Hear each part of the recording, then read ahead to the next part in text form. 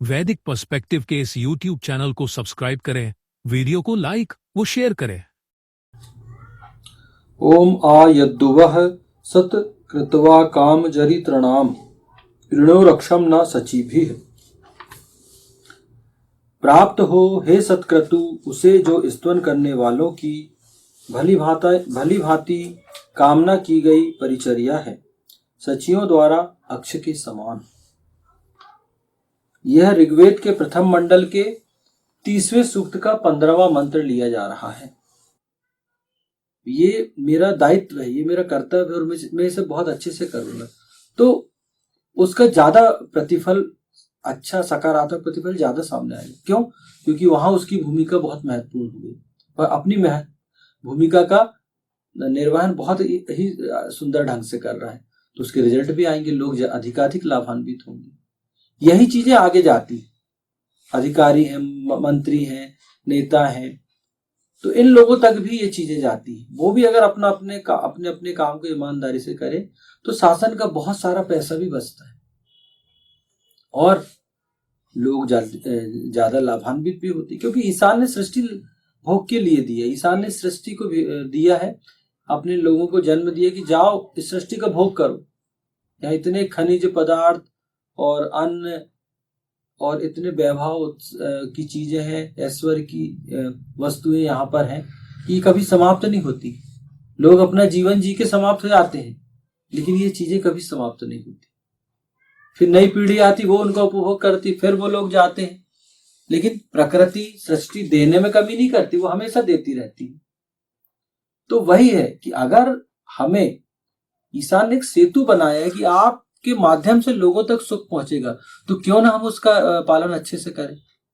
फिर अगर हम अच्छे से उसका पालन करें, या ऐसे लोग जो जिन्हें ईशान ने उस भूमिका के लिए चुना है कि लोगों के सुख समृद्धि का आप के लिए आप सेतु का काम कर रहे हैं कि आपके माध्यम से वो चीजें उन तक जाएंगी, तो वो तो डायरेक्ट ईशान की उपासना होगी ना। वो तो आप परमपिता परमेश्वर का पूजन कर रहे हो, कर्म कर रहे हो, अपने कर्तव्यों का सही प्रयोग करके, उचित रूप से अपने कर्मों को करके सत्क्रतु बनो और ईशान की दी हुई चीजों को पहुंचाओ लोगों तक।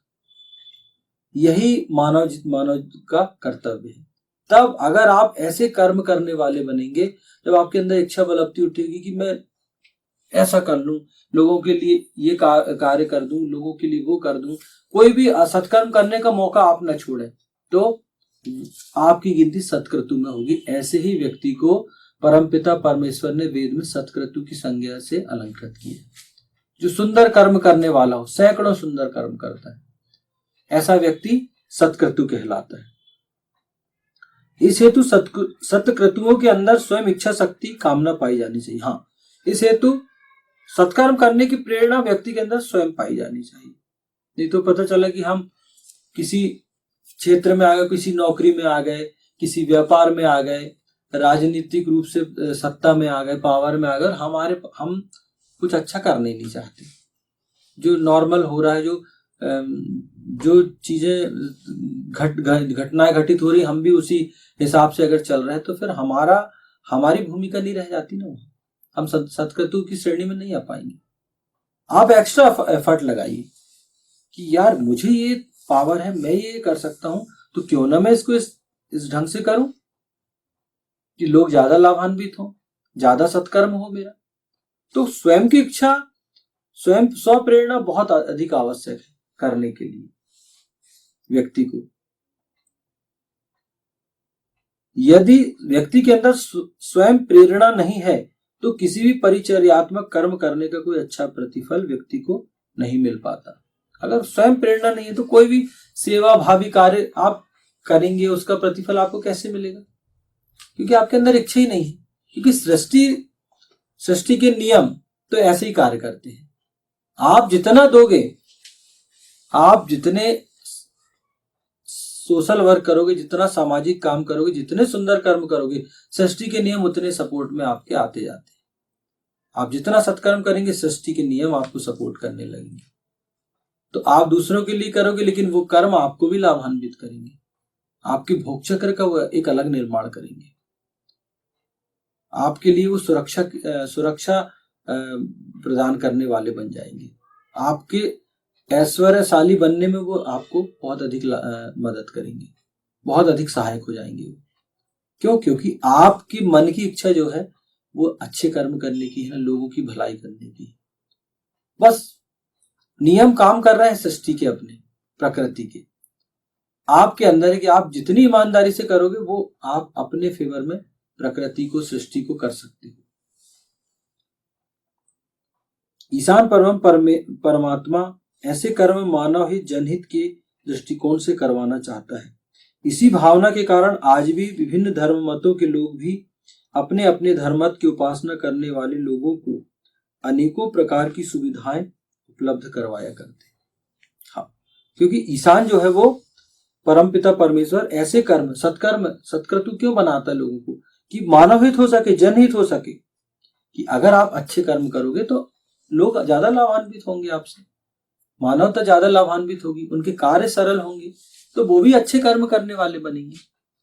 क्योंकि ये तो एक चैन सिस्टम है कि अगर मैं आपके लिए सत्कर्म कर रहा हूं तो आप दूसरों के लिए करोगे, दूसरा तीसरे के लिए करेगा, तो ये चैन सिस्टम है। तो जीवन बहुत आसान हो जाता है। जीवन एक्चुअल में ईश्वर ने आसान सरल ही बनाया है, लेकिन क्या होता है, हम लोग ही उसमें कठिनाई पैदा करते हैं। लोगों को जो चीज स्वाभाविक रूप से मिलनी चाहिए, हम उसमें इतनी कठिनाइयां पैदा कर देता है, व्यक्ति का स्वार्थ, मानव का स्वार्थ, कि वो चीजें पाना लोगों को बहुत कठिन लगने लगता है।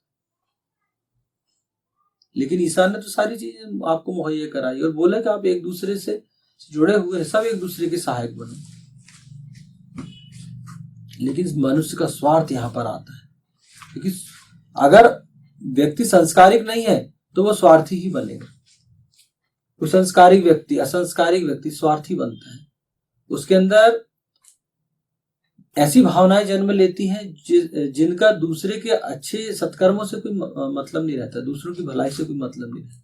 इसीलिए तो लोग संस्कारित करते हैं, इसीलिए संस्कारित किया जाता है। जब बच्चा जन्म लेता है तो माता पिता, परिवार, समाज, फिर जब वो विद्यालय जाता है तो गुरुजन उसको संस्कारित करते हैं। संस्कार की पाठशालाएं शुरू से चलती हैं।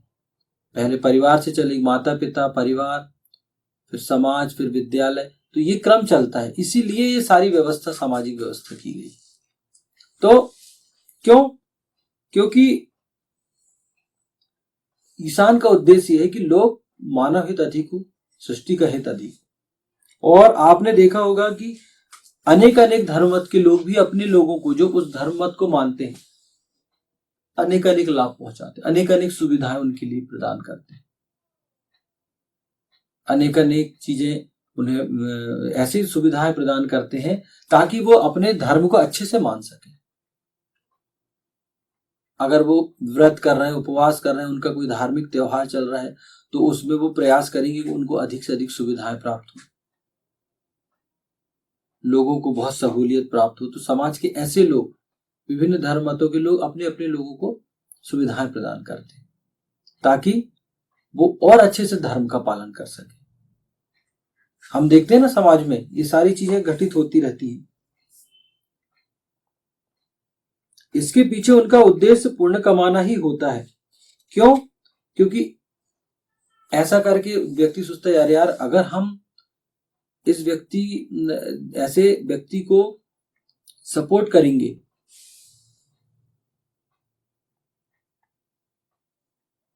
उसे सुविधाएं मुहैया कराएंगे, तो ईश्वर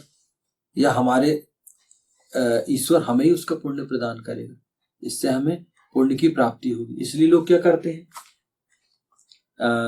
कोई त्योहार आएगा, कुछ आएगा, तो लोग दान धर्म करते हैं, लोगों भूखों को भोजन कराते हैं, है ना, अपने समाज के लोगों को प्रसाद वितरण करते हैं। कोई चीज बनती तो उनके घर लेकर जाते हैं प्रसाद के रूप में, उनको एक दूसरे को बधाई देते हैं।